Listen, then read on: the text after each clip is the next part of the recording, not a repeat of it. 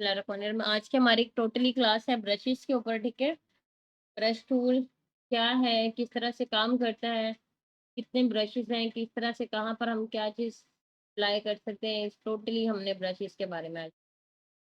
एक स्ट्रोक होता है, आप सिंपली एक ब्रश टूल के ऊपर क्लिक करके ये ब्रश आपके पास आ जाता है। इस तरह क्लिक करके हम कुछ भी जो है ना पाथ बना सकते हैं, और इसके ऊपर हमारे पास लाइब्रेरी में जो ब्रशेस हैं वो अप्लाई कर सकते हैं। इतना पढ़ा था ना हमने, ठीक है। अभी हम ब्रशेस के जो है पैनल को ओपन कर लेते हैं, बाहर निकाल लेते हैं, ठीक है।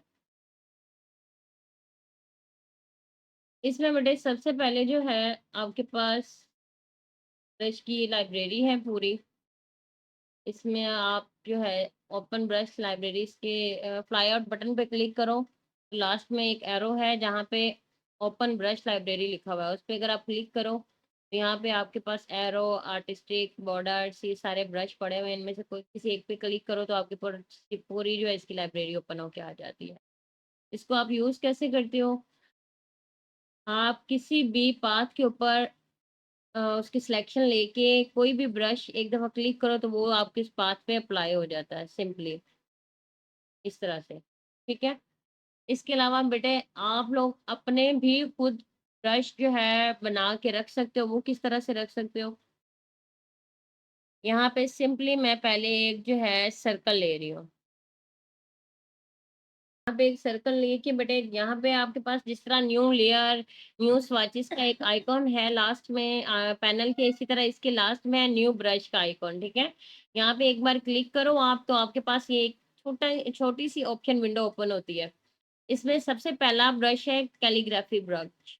कैलीग्राफी ब्रश किस तरह का ब्रश होता है? जिस तरह हम लोग बचपन में तख्ती लिखते थे कलम के साथ, उसके ऊपर लिखा जाता था, उस कलम की एक नोक कट की हुई होती थी, आपको याद हो तो इसमें आप क्या कर सकते हो, उसी तरह के नोक वाले अपने खुद से ब्रश बना भी सकते हो, और जो है उससे आप कैलीग्राफी कर सकते हो। कैसे कर सकते हो? यहाँ पे मैंने ओके कर देना है, और यहाँ पे उसने मुझे जो है ना ये कैलीग्राफिक ब्रश की विंडो ओपन करके दे दिया है।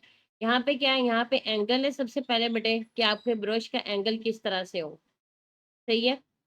आप इसको रोटेट करके 60, 50 वैसे ही अमूमन 45 डिग्री पे रखा जाता है।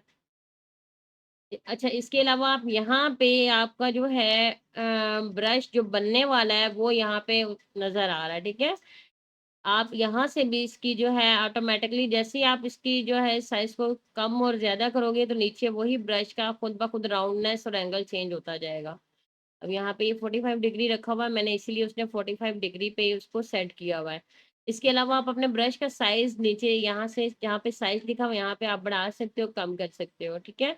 तो ये आपका कैलीग्राफिक ब्रशिंग बनेगा। यहाँ पे आप जो है इसकी राउंडनेस अपनी चॉइस के मुताबिक और कम या ज़्यादा कर सकते हो, इस तरह से, ठीक है। और उसका एंगल भी आप जो है अपनी मर्ज़ी के मुताबिक सेट कर सकते हो। ऐसे 45 डिग्री में रख रही हूँ और ओके कर रही हूँ, ठीक है। अच्छा, इसमें अभी मैंने ओके कर दिया है। चलें, अब ये हमारा ब्रश यहाँ पे आ गया है, ठीक है, जो हमने ब्रश 1 बनाया है अभी। अब मैं यहाँ पे ब्रश टूल लूँ और इस ब्रश को मैं सेलेक्ट करने के बाद इसको भी साइड पे रखती हूँ, ठीक है। अब मैंने लिया ब्रश टूल और मैंने सेलेक्ट ये वाला ब्रश किया हुआ जो मैंने बनाया। अब आप अपनी मर्ज़ी से कुछ भी जो है ना ड्रा करो।